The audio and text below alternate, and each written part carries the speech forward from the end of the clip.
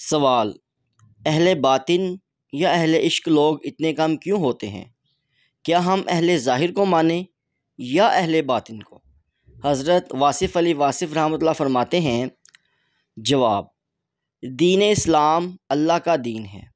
اے اللہ، آپ ہی قادر ہو، آپ ہی مالک کائنات ہو، پھر کیا وجہ ہے کہ آپ کی دنیا کے اندر لوگوں کی زیادہ تعداد اسلام میں داخل نہیں ہوئی، جب کہ یہ دین سچا بھی ہے اور آپ بھی قدرت رکھتے ہیں، پیسے آپ ان کو دیتے ہو جو نہیں ماننے والے، اور بیچارہ مسلمان پریشان ہے، اس کی کوئی وجہ آپ بتاؤ۔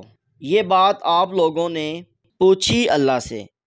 اللہ کریم نے اس کی وجہ یہ بتائی کہ آپ اس بات میں پریشان نہ ہونا کہ کون سی بات کثرت میں ہے اور کون سی قلت میں ہے۔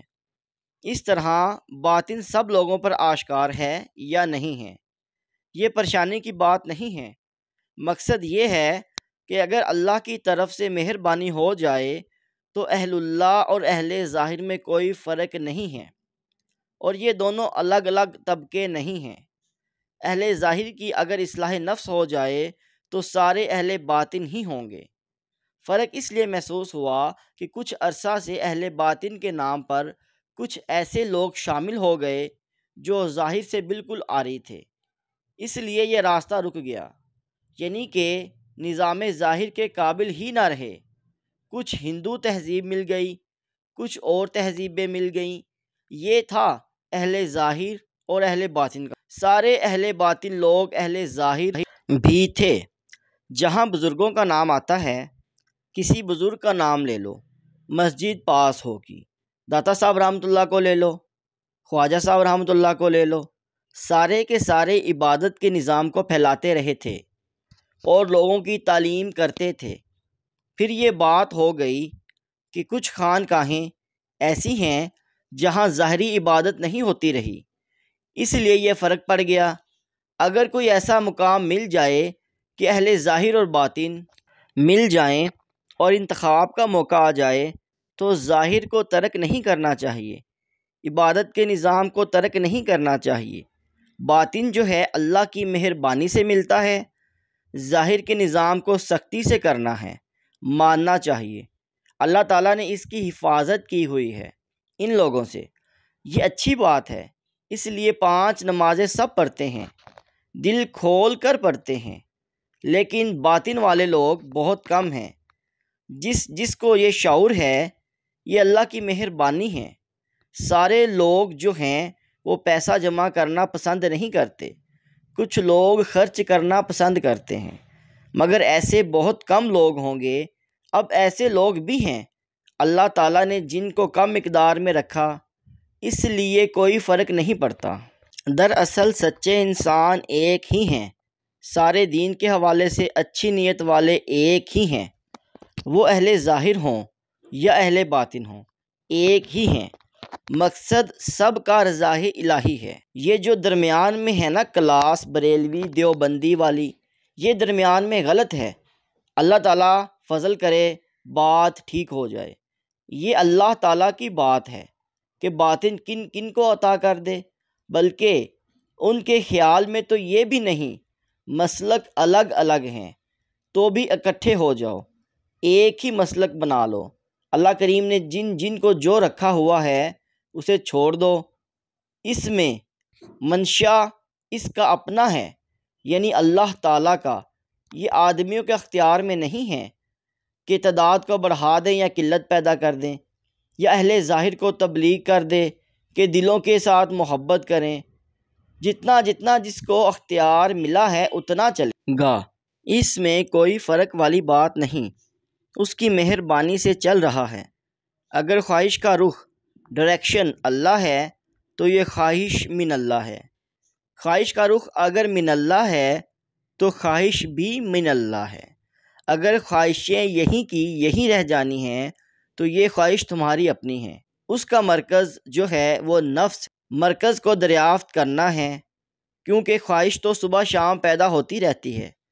پتہ ہے بزرگ لوگ کیا کہتے ہیں کہ یہ دل ایک خانہ کعبہ ہے، جو اسلام سے پہلے والا ہے، اور اس میں خواہشات کے بت پڑے ہوئے ہیں، انہیں توڑ کے تم آزاد کر دو، پھر یہ کعبہ بن جائے گا۔ اپنے دل کے دروازے پر دربان بن کے بیٹھ جاؤ۔ اب اس میں خواہش آئی ہے۔ خواہش کیا ہے؟ کہ ہم یہاں ترقی کریں گے۔ دنیا کی ترقی کی یہ خواہش نفس کی ہو سکتی ہے، یہ خواہش غیر کی ہو سکتی ہے۔ اگر خواہش یہ ہو کہ ہم زمین کے مالک کی طرف رجوع کرتے ہیں تو وہ خواہش اللہ کی طرف سے ہے، اللہ تعالیٰ کی طرف سے آئی ہے، ادھر ہی جانا چاہتی ہے۔ اِنَّ لِلَّهِ وَإِنَّا عَلَيْهِ راجعون، وہ خواہش جو ہے من اللہ ہے اور اللہ کا فضل چاہتی ہے۔ زندگی میں اللہ تعالیٰ کی طرف سے آنے والی خواہش کی بہت کثرت ہوتی ہے، مگر انسان نظر انداز کرتا ہے، بھولتا رہتا ہے۔ اس کو معلوم کرنے کا آسان نسخہ یہ ہے کہ ٹھہرنے کی خواہش ہے، تمہاری انسانوں کی خدمت کرنے کی خواہش ہے، اس کی یہاں قوت حاصل کرنا تمہاری خواہش ہے، اور خدمت کا جذبہ پیدا کرنا اللہ کی طرف سے ہے۔ بس وہ خواہشات جو بزرگوں کو، پیغمبروں کو اللہ کریم نے عطا کی ہے۔ یہ سن کر رحمت للعالمین نے ہنس کے فرمایا کہ میں اس دہر میں قہر و غضب بن کر نہیں آیا۔ اللہ کریم نے کہا کہ وہ اللہ پہلے محبوب صلی اللہ علیہ وسلم بناتا ہے، پھر واقعات کی سیر کرواتا ہے، افلاک کی سیر کرواتا ہے، سارے زمانوں کی سیر کرواتا ہے، حال کی، مستقبل کی، پھر اللہ بن جاتا ہے، یہ دیکھنے کے لیے کہ میں نے جو محبت کی ہے اس کے جواب میں کیا محبت ہے۔ اور جب وہ تکلیف کی وادی میں سے گزرے تو اللہ نے پوچھا کہ کہیں تو اب ان کا حشر کر دیا جائے، کیونکہ پہلی امتوں میں یہ ہوتا رہا ہے، مگر آپ صلی اللہ علیہ وسلم نہیں مانے۔ رحمت للعالمین صلی اللہ علیہ وسلم کی تاثیر بھی رحمت ہے۔ اللہ نے کہا کہ اگر آپ صلی اللہ علیہ وسلم راضی ہو تو سب ٹھیک ہے، اور پھر تاریخ نے دیکھا کہ ان کی اولادیں پوری کی پوری مسلمان ہو گئیں۔ یہ واقعہ ہوا حضرت نوح علیہ السلام کے ساتھ، نہیں مانا لوگوں نے، ان کی تبلیغ ہوئی پوری 900 سال، پھر حضرت نوح علیہ السلام نے تجویز دی کہ مانتے نہیں، ان کو ڈسٹرائے ہی کر دیا جائے۔ اللہ خالق ہے سب کا۔ اللہ نے کہا کہ اگر نہیں مانتے تو سب کو ختم کر دیتے ہیں۔ نہ ماننے والوں میں ان کا بیٹا بھی ہے۔ انہوں نے کہا اسے چھوڑ دیا جائے۔ کیوں بھائی، یہ میرا بیٹا، باقی اوروں کے بیٹے ہیں، وہ گئے تو اسے بھی جانے دو۔ جب نہ ماننے والوں کو بھیجا جا رہا ہے تو پھر نہ ماننے والوں سے کیا رشتہ داریاں ہیں؟ وہ رشتہ دار نہیں جو مانتا نہیں۔ یہ واقعہ جو ہے نہ ماننے والوں کو سزا دلوانے کا ہے۔ آپ صلی اللہ علیہ وسلم کی ذات واحد ذات ہے جنہوں نے نہ ماننے والوں کے لیے سزا تجویز نہیں کی۔ یہ ہے ایک اور مزاج پیغمبروں کے ہاں خواہشات رہی ہیں۔ اگر اس قسم کی آپ کے ہاں جذبہ پیدا ہو جائیں تو سمجھو اللہ کی طرف سے ہیں۔ مثلاً ایک آدمی ظلم کر کے چلا گیا، بد دعا کی تیاری ہو رہی ہے، اب طاقتور بد دعا نکالنا چاہتا ہوں، پھر خیال آیا معاف ہی کر دوں۔ اب معاف کر دینے کی خواہش جو ہے جبکہ بد دعا کی تیاری ہو چکی ہے، یہ خواہش اللہ کی طرف سے ہے۔ وہ خواہش جو پیغمبروں کی اطاعت میں ہے اللہ کی طرف سے ہے، اور جس خواہش کا مقصد فرعونیت کی اطاعت میں ہو وہ آپ کے نفس کی بات ہے۔ خواہش پیدا ہوتی رہتی ہے اور اس خواہش کو پہچاننا زندگی ہے۔ تو آپ خواہش کو پہچانتے جاؤ کیونکہ خواہش آتی جائے گی۔ یہ جو خواہش ہے اگر یہ اصلی خواہش ہے تو اس کو آنے دو۔ مثلاً آپ خود ہی اپنے آپ کا جائزہ بن جاؤ کہ کون سی خواہش ہے جو پوری کرنے کے قابل ہے۔ ایک واقعہ ہے داتا صاحب رحمۃ اللہ کا، آپ لکھتے ہیں کہ ایک دفعہ ہم جا رہے تھے، کروستان کے علاقے میں پہنچے۔ کروستان کا ایک ڈاکو وہاں آ گیا۔ ہماری جماعت کا ایک امیر تھا جس کو ہم نے منتخب کیا تھا۔ ڈاکوؤں نے آ کے کہا کہ جو کچھ ہے نکال دو۔ سب نے پیسے دے دیے، امیر نے رکھ لیے۔ پھر ڈاکوؤں نے امیر کی تلاشی لی گئی تو امیر کے پاس سے سامان نکل آیا، پیسے نکل آئے۔ ڈاکوؤں نے سزا سنائی کہ قافلے کے امیر کو قتل کر دو۔ دتا صاحب کہتے ہیں تب میں نے مداخلت کی کہ یہ تو ہمارا امیر ہے، امیر قتل ہو گیا تو کیا بات رہ جائے گی۔ ڈاکوؤں نے کہا یہ کیسا امیر ہے جو ڈاکوؤں سے دھوکہ کرتا ہے، اور سچوں کا امیر جھوٹا کیسے ہو سکتا ہے؟ تب اس نے بتایا ہم ڈاکو تو ڈیوٹی پر آئے ہوئے ہیں کہ لوگوں کو متوکل بنا کر بھیجیں۔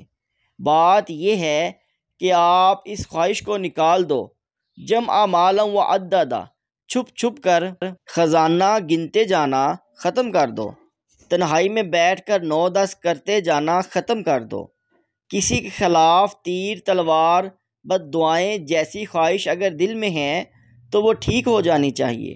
آپ دل میں کہتے ہیں کہ دیکھو اس نے بڑا ظلم کیا ہے، میرا خیال ہے اس کا زندگی گزارنا مشکل ہوگا، یعنی اس کے لیے کسی برائی کا انتظار کرنا یہ بد دعا ہے۔ کیا آپ یہ کہہ سکتے ہو کہ یا اللہ میں کسی کے لیے برائی چاہوں تو اپنے لیے چاہوں؟ کیا ابھی بھی دل سے یہ بد دعا مانگ سکتے ہیں کہ اگر میں کسی کے لیے برائی چاہوں تو اپنے لیے چاہوں؟ اب بات سمجھ رہے ہو؟ اگر اچھائی چاہو گے تو اچھائی ملے گی، اور برائی چاہو گے تو یہ تمہارے لیے ہوگی۔ وہ خواہش جو کسی کے لیے برائی کی تمنا کرتی ہے، یہ بھی کیا خواہش ہے؟ آپ کی اپنی جانب سے وہ خواہش جو جمع اور حاصل کی خواہش ہے، وہ خواہش جو ٹھہرنے کی اور طاقتور ہونے کی خواہش ہے، وہ خواہش جو فرعونی خواہش ہے، وہ سب تمہاری طرف سے ہے۔ وہ خواہش جو اللہ کی طرف سے ہے وہ اللہ کی طرف لے کر چلے گی۔ بس یہ بات ہے کہ ادھر سے جو کچھ آئے گا وہ ادھر ہی لے جائے گا، ادھر سے آنے والی ہر چیز ادھر نہیں رہنے دے گی آپ کو۔ خواہش کا مطلب ہے ایسی دعوت جو ادھر لے جانے والی ہے، جدھر کی دعوت آئے گی ادھر آپ کا رخ ہو جائے گا۔ خواہش کے بعد اپنا رخ دریافت کر لیا کرو، پہچان لیا کرو کہ یہ خواہش کدھر سے آئی، بس پھر خواہش کا علاج کا ہو جائے گا۔ خواہشات ہی کا خیال تو کرنا ہے، دنیا میں لمبی چوڑی عبادت کا مقام نہیں ہے۔ کتنی عبادت کرو گے 60 سال میں؟ میں نے پہلے گن کر بتایا تھا کہ 60 سال کی زندگی ہے، سوتے ہو تو نیند کی نظر 20 سال ہو گئے، پہلے بچپن کے کتنے سال جہالت میں گزر گئے، بڑھاپا، بیماری اور پرانی یادوں کی نظر ہو گئے، کچھ سال ہم بیچ دیتے ہیں رزق کمانے کے لیے، دکان کا سامان، دفتر وغیرہ، کپڑے بدلنے میں آپ کے 3 سال لگتے ہیں، کھانا کھانے کے 4 سال لگ جاتے ہیں، آپ کھانے کی ٹیبل پر 5 سال کھاتے ہو، باقی بچا بچایا آپ کے پاس 3-4 سال رہتے ہیں۔ اب میں اس میں 1000 کام کرنے ہیں، عبادت کرے گا، کتنی عبادت کرے گا انسان؟ عبادت کا ایک لمحہ ہوتا ہے، ایک سجدہ قبول ہو جائے تو پوری عبادت ہو جاتی ہے، ایک بات اللہ کو نامنظور ہو جائے تو آپ کی ساری زندگی ضائع ہو گئی۔ یعنی حضور پاک صلی اللہ علیہ وسلم کی شان میں ایک کلمہ احتیاط کے بغیر کہہ گئے تو وہ لوگ مارے گئے۔ اس ذات کے آگے کوئی بے احتیاط فقرہ نہ کہنا، اللہ سے ڈرنا ہے جو ہے، اگر یہ قبول ہو گیا تو یہ عبادت ہے۔ اللہ کرے بعض اوقات تیری نماز بھی قبول نہیں ہوتی تو وہ اللہ ہے، تمہاری نماز بھی ماری جائے گی، اس لیے عبادت کی طوالت پر نہ جانا۔ ایک قبول ہو جائے تو سارا مدعا قبول ہو گیا۔ ابھی ایک آدمی ملا، اس نے بات کی، آپ نے کہا میں اس کو دوست مانتا ہوں، حالانکہ اس کے پیچھے اتنا بڑا ماضی ہے جو آپ نہیں جانتے، اور اس کے آگے اتنا بڑا مستقبل ہے جو آپ نہیں جانتے۔ وہ کون سا آدمی ہے جسے تم جانتے نہیں مگر دوست بنا لیا؟ اب دوستی نبھاؤ گے؟ اس طرح اللہ کریم جو ہے بعض اوقات آپ کی ایک ادا کو پسند فرما کر سرفراز کر دیتا ہے۔ حدیث شریف ہے کہ عین ممکن ہے کہ ایک شخص اور بہشت کے درمیان ایک بالشت کا فاصلہ ہو اور انسان دوزخ میں جا گرے، عبادت غرور پیدا کرے تو مارے گئے، برباد ہو گئے، گناہ عاجزی پیدا کر جائے تو شکر ہے بچ گئے، اس لیے کوئی پتہ نہیں اس کا فضل ہے۔ ایک شخص تھے، ان کے بارے میں اعلان ہو گیا، اللہ تعالیٰ نے مہربانی کر دی ہے، باطن میں داخل ہو گئے، ولی ہو گئے، سارے درویش ہو گئے۔ السلام علیکم کہا، بولے میں تو شرابی کبابی آدمی ہوں، کہاں سے ولی ہو گیا؟ مجھے کیوں بیوقوف بناتے ہو؟ انہوں نے کہا کہ ہم خود ہی آئے ہیں، بیوقوف کیسے بنا سکتے ہیں؟ تیرے پاس کیا ہے جو اللہ کریم نے ترقی دے دی؟ بولے بات یہ ہے کہ رات کو ہم نے شراب پی تھی، اسی حالت میں آ رہے تھے، سڑک پر ایک کاغذ گرا دیکھا، اس پر اللہ کا نام لکھا ہوا تھا۔ ہم نے کہا تیری زندگی میں نیکی کی کوئی گنجائش تو ہے ہی نہیں۔ کاغذ کو اٹھایا، اللہ کے نام کو خوشبو لگائی اور رکھ دیا سنبھال کے۔ انہوں نے کہا پھر اللہ کا جواب سن لے، تو نے میرے نام کو خوشبودار بنایا ہے، ہم تمہارے نام کو خوشبودار بنا دیں گے۔ تو فرق یہاں سے محسوس کرو۔ اس لیے یاد رکھنا کہ چھوٹی سے چھوٹی بات کو کبھی چھوٹا نہ سمجھنا، چھوٹی نیکی کو کبھی چھوٹی نہ سمجھنا، چھوٹے گناہ کو کبھی چھوٹا نہ سمجھنا، چھوٹی لغزش کو کبھی چھوٹی لغزش نہ سمجھنا، چھوٹی نیکی کو کبھی نہ چھوڑنا۔ نیکی قبول ہو جاتی ہے، اس لیے اللہ تعالیٰ کو دل میں راضی رکھا کرو۔ راضی رکھنے کا اصول بتاتا ہوں۔ طریقہ یہ ہے کہ میں اپنے آپ میں تنہا بیٹھ کر یہ سوچا کروں کہ کیا آپ اللہ پر راضی ہو؟ اللہ آپ پر راضی ہے۔ وہ انسان طریقہ یہ ہے کہ اپنے آپ میں تنہا بیٹھ کر یہ سوچا کرو کہ کیا آپ اللہ پر راضی ہو؟ اللہ پر راضی وہ انسان ہوا جس نے اللہ سے کچھ نہیں لینا، مانگنا نہیں، بس ہم راضی ہو گئے جی، ہم نے ہاتھ اٹھا لیا دعا سے۔ اگر آپ راضی ہو گئے تو سمجھ لو وہ راضی ہو چکا ہے۔ اللہ جس پر راضی ہوتا ہے اس کو اپنے پر راضی کر لیتا ہے۔ جو اللہ پر راضی نہیں ہوتے سمجھ لو اللہ ان پر راضی نہیں ہے۔ کبھی انسان آئینہ ہے، کبھی اللہ آئینہ ہے۔ اپنی کیفیت کے حوالے سے جو حالت ہے وہی کیفیت اللہ کی ہے۔ آپ کہتے ہیں یہ کیا ہے تو وہ کہتا ہے یہ کیا ہے۔ آپ قریب آتے ہیں تو وہ قریب آ چکا ہوتا ہے، تبھی آپ قریب آتے ہیں۔ آپ دور ہو گئے تب وہ دور ہو گیا، وہ دور ہو گیا تو آپ دور ہو گئے۔ کبھی آپ کاز ہو اور وہ ایفیکٹ ہے، کبھی وہ کاز ہے اور آپ ایفیکٹ ہو، کبھی وجہ وہ نتیجہ آپ، کبھی نتیجہ وہ وجہ آپ۔ دونوں باتوں میں راضی ہے۔ جو کچھ زندگی میں ہے، کمزوری، کمی بیشی، آپ راضی رہیں، آپ مکمل راضی ہیں تو آپ کا اللہ راضی ہے۔ جس پر اللہ راضی ہے اللہ اسی پر راضی رہے گا۔ یہ بات تنہائی میں دریافت کرو۔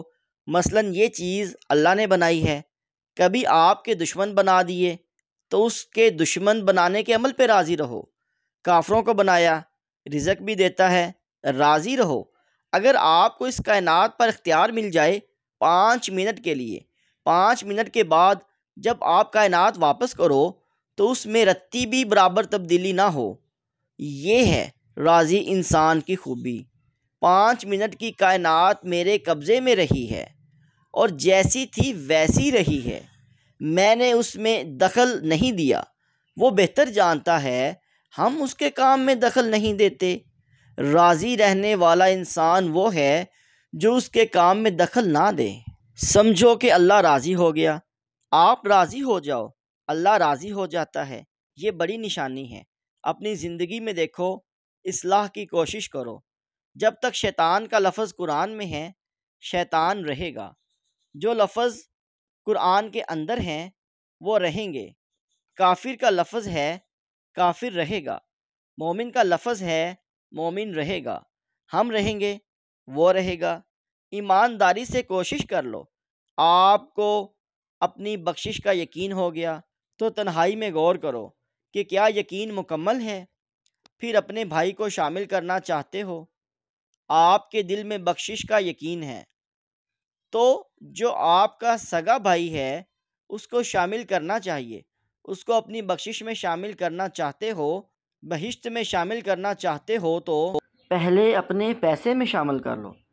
جب پیسے میں تم شامل نہیں کرتے، خالی بہشت میں شامل کرتے ہو، یہ تو کوئی بات نہ ہوئی۔ اس میں زندگی کا احساس بھی شامل کر لو۔ سمجھ لو زندگی میں تم نے شامل کر لیا اور آخرت میں شامل کر لیا۔ صلی اللہ تعالیٰ علی خیر خلقہ و نور عرشہ افضل الانبیاء والمرسلین سیدنا و مولانا حبیبنا و شفیعنا محمد و علی آلہ و صحابہ اجمعین برحمتک یا ارحم الراحمین۔